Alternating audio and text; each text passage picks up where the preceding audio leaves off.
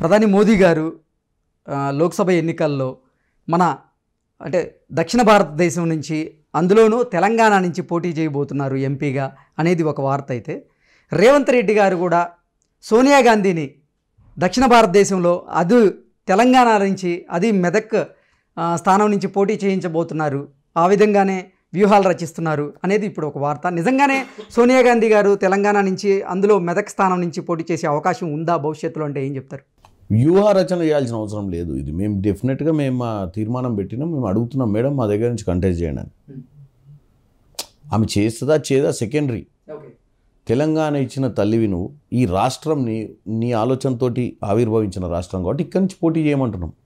Okay, ఎందుకంటే తెలంగాణ అనే పేరు, తెలంగాణ అనే రాష్ట్రం ఆమె ఇచ్చిన కమిట్మెంట్ ఆమె ఫుల్ఫిల్ చేసింది. ఇది కేసీఆర్ గారి 2014లో ఆన్ రికార్డ్ అసెంబ్లీ వేదికగా చెప్పిండు, ఆమె లేకుంటే తెలంగాణ. అంటే సోనియా గాంధీ గారు ఇప్పుడు తెలంగాణ నుంచి పోటీ చేస్తే ఆ ప్రభావం తెలంగాణ రాష్ట్ర వ్యాప్తంగా ఉంటుంది కాబట్టి ఎక్కువ స్థానాలని ఎంపీ స్థానాలను గెలుచుకునే అవకాశం ఉందని మీరు భావించే కాంగ్రెస్ పార్టీ ఇటువంటి నిర్ణయం తీసుకుందా? అంటే అటువంటి నిర్ణయం ఏం లేదు. కట్టసీసేకు మనము 9-10 ఏళ్ల పాలన తర్వాత ఇచ్చిన తెలంగాణలో అధికారంలోకి వచ్చినాము. ఆమెను కట్టసీసేకు మనము మేడం ఇది కూడా మీ రాష్ట్రమే,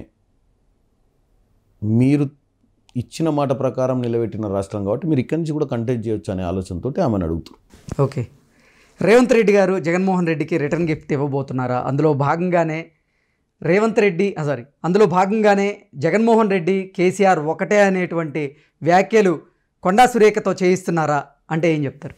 నిజంగా అంటే భవిష్యత్తులో జగన్మోహన్ రెడ్డితో ఢీ అంటే ఢీ అని కాంగ్రెస్ పార్టీని ఆంధ్రప్రదేశ్లో కూడా యాక్టివేట్ చేసేందుకు రేవంత్ రెడ్డి గారు స్కెచ్ వేస్తున్నారా అంటే ఏం చెప్తారు? తెలంగాణ ప్రజలకు కృష్ణా జలాల మీద అటువంటి సబ్జెక్ట్ని కొండా సురేఖ గారు మాట్లాడారు. కృష్ణా జలాలను ఆంధ్ర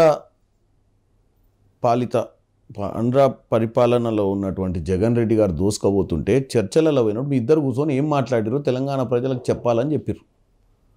అంటే అది సంశయం వచ్చి కృష్ణా జలాల మీద అక్కడ కొండ సురేఖ గారిని రేవంత్ రెడ్డి గారు ఇక్కడ టార్గెట్ చేసి అక్కడ లైట్ వెలుగుద్ది, ఇక్కడ స్విచ్ చేసి అక్కడ కరెంట్ వెలుగుద్ది, అన్నీ ఏంటంటే పొలిటికల్గా మాట్లాడుకోవడానికి మసాలా బాగుంటుంది. కానీ వాస్తవంగా ఏంటంటే ఆడ అసెంబ్లీలో జరిగింది కృష్ణా జలాల మీద సబ్జెక్టు. మరి పక్క రాష్ట్రం ముఖ్యమంత్రి మీద బయట వచ్చి చిందులేస్తావు, మరి లోపల పోయి ఏం మాట్లాడుకొని వచ్చారు మీ ఇద్దరు, మరి వచ్చి బయట బహిర్గతంగా ఎందుకు చెప్పలేదు ఏం మాట్లాడుకురు అని అడిగింది. దాన్ని వాళ్ళు రకరకాలుగా మీ ఉన్నటువంటి ఆంధ్రాలో ఉన్నటువంటి ఏమంటారు పొలిటికల్ అనలిస్టులు దాన్ని రకరకాలుగా చిత్రీకరించి వాళ్ళ ప్రజల అంటే ఇక్కడ గతంలో చంద్రబాబు నాయుడుకు సంబంధించినటువంటి పార్టీలో ఉన్న రేవంత్ రెడ్డి గారు ఈరోజు కాంగ్రెస్ పార్టీ ముఖ్యమంత్రి అయ్యింది కాబట్టి ఇక్కడి నుంచి ఆయనకి ఏమైనా పాజిటివ్ లైన్ ఉంటుందేమో అన్న ఆలోచనతో వాళ్ళంతా వాళ్ళు ఊహాగానాలు చేసుకుంటారు. అంటే పాజిటివ్ లైన్ ఉంటుంది అంటారా? భవిష్యత్తులో పాజిటివ్ లైన్ ఉంటుందా ఉండదా అనేది అక్కడ ఉన్నటువంటి ప్రజల మీద డిపెండ్ అయి ఉంటుంది. ఈరోజు ఒక్కటే చెప్తున్నాం మీ ఛానల్ ద్వారా, ఇది కంపల్సరీ ప్రసారం చేయండి, ఖచ్చితంగా చేస్తాం.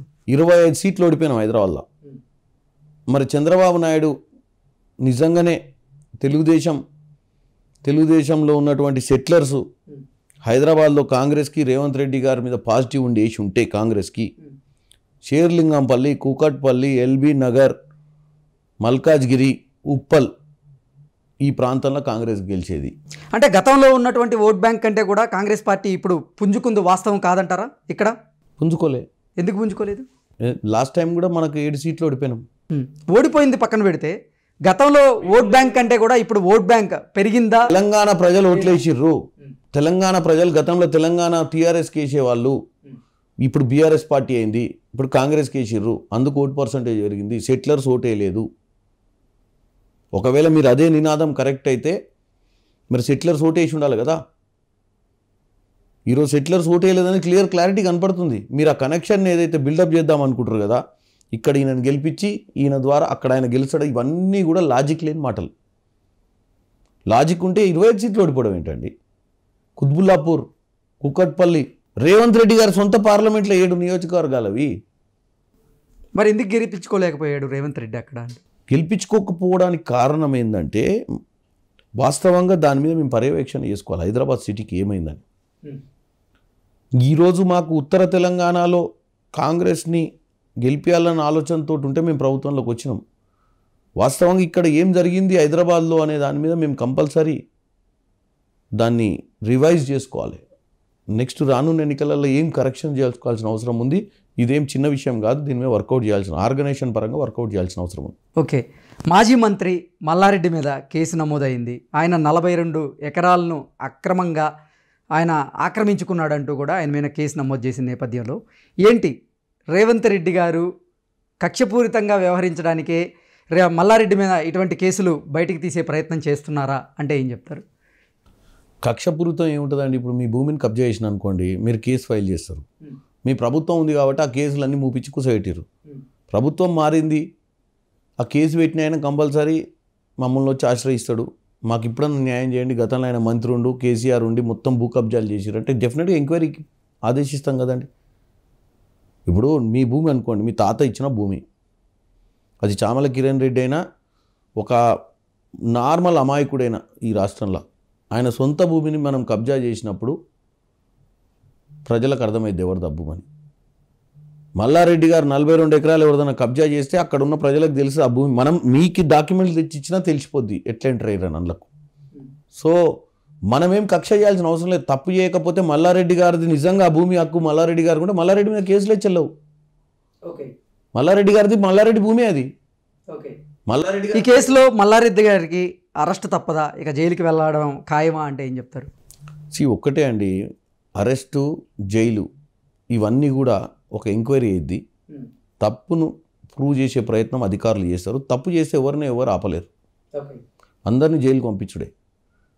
ఎందుకంటే మా రేవంత్ రెడ్డి గారు కూడా గతంలో వాళ్ళు తప్పు చేయకుండానే ఛాన్సాలు తప్పులు ఇరికిచ్చారు. ఇప్పటి మటుకు ఆ కేసులే ప్రూవ్ కాలేదు. చిన్న డ్రోన్ ఎగిరేస్తే బేలబుల్ కేసు మీద 15 రోజులు పెట్టారు.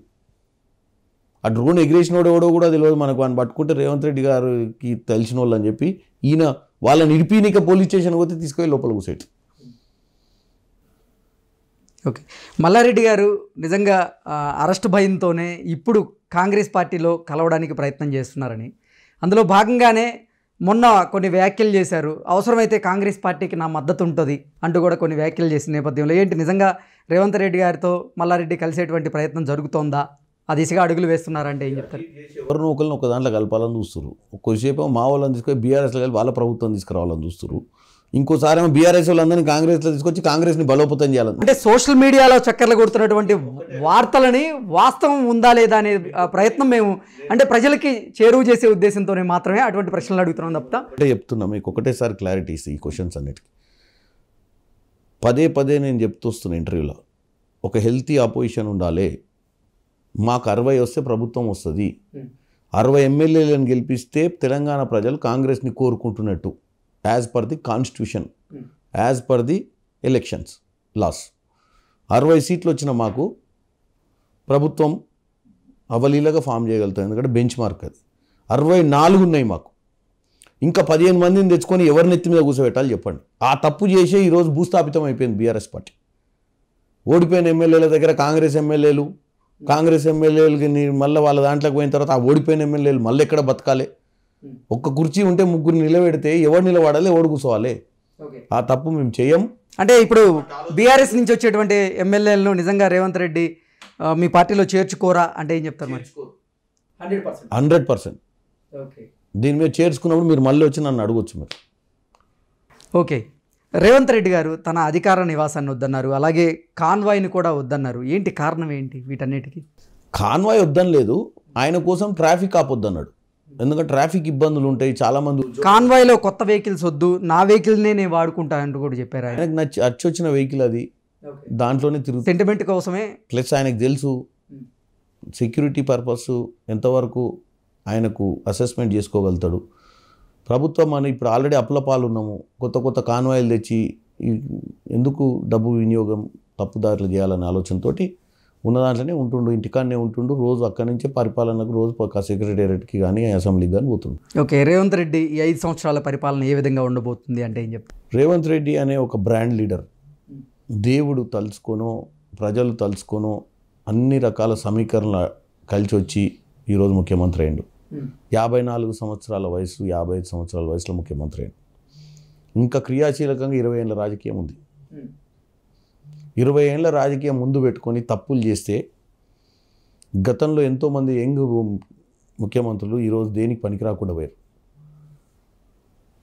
ఒక మధ్యతరగతి కుటుంబంలో పుట్టి 2006లో జెడ్పీటీసీగా ఒక లోకల్ జెడ్పీ మెంబర్గా ఎన్నిక కాబడి ఈ రోజు వరకు ఒక్కసారి కూడా రూలింగ్ పార్టీలో లేకుండా డైరెక్ట్ ముఖ్యమంత్రి కాగలిగిండంటే ఇంత మంచి అవకాశాన్ని అంత తెలియకల్ల వ్యక్తి పరచుకోడా అనేది మనం క్వశ్చన్ మార్క్. నేను ఆయనకు అత్యంత సన్నిహితునిగా ఏంటి అసలు అంటే కిరణ్ కుమార్ రెడ్డి గారికి రేవంత్ రెడ్డి గారికి ఆ బంధం ఎక్కడ మొదలైంది, ఏంటి అసలు మీ దోస్తీకి కారణం ఏంటి? నేను 2017లో పరిచయం కాంగ్రెస్ పార్టీలోకి వచ్చినాక. ఆయన దగ్గర ఏంటంటే ఒక టాలెంట్ ఉంది, క్యాలిబర్ ఉన్న వాళ్ళని 5 నిమిషాలల్లో అనలైజ్ చేసుకోగలుగుతాడు. నీకాడ క్యాలిబర్ ఉంటే నేను క్యారీ చేస్తాడు. నీకాడ ఒక ఆలోచన, ఒక ఫోకస్, ప్రజలలో పని చేయగలుగుతాడు, సమస్యలను పరిష్కారం చేయగలుగుతాడు, పార్టీలో ఆర్గనైజ్ చేయగలుగుతాడు, పార్టీలో ప్రోగ్రామ్స్ ఉంటే సింగిల్ హ్యాండెడ్గా ఆర్గనైజ్ చేయగలుగుతాడు అన్న వ్యక్తులను 100 మందిని వేస్ట్ పెట్టుకొని సమస్యలు తెచ్చుకునే వాళ్ళు ఒకళ్ళిద్దరిని నమ్ముకొని రాజకీయం చేస్తాడని. సో ఆయన ఈరోజు సక్సెస్కి కారణం ఏంటంటే ఇంత షార్ట్ టర్మ్లో ఇంత మహానుభావులు ఉన్నాక కూడా ముఖ్యమంత్రి ఏంటంటే ఆయనకున్న ఫోకస్, ఐడెంటిఫైయింగ్ పీపుల్ ఆయన పక్కన ఉన్న వాళ్ళు అట్లా నాకు పరిచయం అయ్యిండు. తర్వాత మేము సరే ఎన్నో కష్టకాలాలు ఎమ్మెల్యే కూడా ఓడిపోయినాం మేము ఇద్దరం కలిసి. అప్పుడు 2018లో అన్నతోటే ఉంటుంది నేను. అంటే ఒకసారి జీవితం మనిషికి ఎట్లా చూపిస్తుంది అంటే ఇంకా నీకు భవిష్యత్తే లేదనే విధంగా. కొన్ని రోజులలో మల్కాజిగిరి నుంచి ఎంపీ గెలిచిర్రు, మళ్ళీ భవిష్యత్తు వస్తున్న విధంగా. కొన్ని రోజులలో పీసీసీ ప్రెసిడెంట్ అయ్యిండు, తర్వాత ముఖ్యమంత్రి అయ్యిండు. అంటే ఆయన లైఫ్లో నేను 2017 to 23 అంటే అటు 3 ఇటు 3 6 ఏళ్ళు. ఈ 6 ఏళ్ళల్లో నేను చాలా నేర్చుకున్నాను రేవంత్ రెడ్డి గారి దగ్గర. డిమోరలైజ్ కావద్దు, ఏం ఎప్పుడు ముందు పెట్టుకొని నడవాలి. చిన్న చిన్న తప్పులు జరిగినా వాటిని చూసుకుంటూ పోతే ఆ తప్పులో పోయి ఇంకా గుంతలు పడతావు. ఓటమి గెలుపు రెండింటిని ఒకే తీరుగా చూడాలి. నెక్స్ట్ ఏముందో చూసి ఇమీడియట్గా టార్గెట్ చేయాలి. ఇలా కామారెడ్డిలో పోయి నిలబడ్డాడంటే అక్కడ సమయం ఉంది చెప్పండి. 65 నియోజకవర్గ ప్రచారం చేసుకుంటా ఒక ముఖ్యమంత్రి మీద నిలబడి 2 కాన్స్టిట్యున్సీలు నిలబడటం అంటే మజాకా, ఎంత గుండె ధైర్యం ఉండాలి. నీ నియోజకవర్గంలో పోయి నువ్వు గెలుస్తావా లేదా, ఎందుకంటే ఓడిపోయి వచ్చినావు లాస్ట్ టైం ఆ నియోజకవర్గంలో. కామారెడ్డి నియోజకవర్గంలో రేవంత్ రెడ్డి గారు 3వ స్థానంలో రావడానికి కారణం ఏంటనేది మీరు సమీక్షా సమావేశాలు నిర్వహించుకున్నారా, పోస్ట్ మార్టం చేశారా? అంటే మార్జిన్స్ అనేది చాలా తక్కువ మార్జిన్స్ తోటి ఎన్నికలు జరిగినాయి ముగ్గురు మధ్యన. రేవంత్ రెడ్డి గారు కూడా లీడ్లో ఉండి ఒక 10 రౌండ్లు ఒక స్టేజ్లో రేవంత్ రెడ్డి గారు 100% గెలుస్తాడు అనుకున్నాం. సమీక్ష చేయాల్సింది ఏం లేదండి. ఆ కాన్స్టిట్యున్సీకి రేవంత్ రెడ్డి గారు కేవలం పార్టీ ముఖ్యమంత్రి మీద పోరాటం చేయడానికి షబీర్ అలీ గారు ఒక మైనార్టీ లీడర్గా అక్కడ పోటీ చేయలేకపోవచ్చు, నువ్వు చేస్తావా అంటే నేను చేస్తా అని చెప్పి షబీర్ అలీ గారికి అందుకే నిజామాబాద్ అర్బన్ ఇచ్చిన. ప్రిపరేటరీ కూడా రేవంత్ రెడ్డి గారు 1 దినం 2 దినాలు పోయి ఉంటాడు అక్కడికి. ప్లస్ ఈ ఇద్దరి మధ్యన బీజేపీ పుంజుకోవాల్సి వచ్చింది. సో దాని మీద సమీక్ష ఏం లేదు. దాంట్లో యాక్చువల్గా అనుకున్న దానికంటే బ్రహ్మాండమైన ఓట్లు అందరికి వచ్చినాయి ఇప్పుడు మాకైతే. అంటే ఆ ఫలితాలు ముందే ఊహించారా మరి రేవంత్ రెడ్డి గారు? అంటే గెలుస్తామన్న నమ్మకం ఉండే, ఎందుకంటే మీరు మధ్యాహ్నం 3 దాకా రేవంత్ రెడ్డి గారు లీడ్లో ఉండు కదా. ముగ్గురు మధ్యన 1000 ఓట్లు 1500 మారుతూ వచ్చాయి. సో ఆ మాత్రం పోటీ ఇవ్వడం అంటే ఏం చిన్న విషయం కాదు. అది నీకు సంబంధం లేని నియోజకవర్గంలో కేసీఆర్ గారు ముఖ్యమంత్రి నిలబడ్డ నియోజకవర్గంలో మీకు తెలుసు డబ్బు, ఆర్థికంగా అంగబలము, మద్యం ఏర్లై పారింది అక్కడ.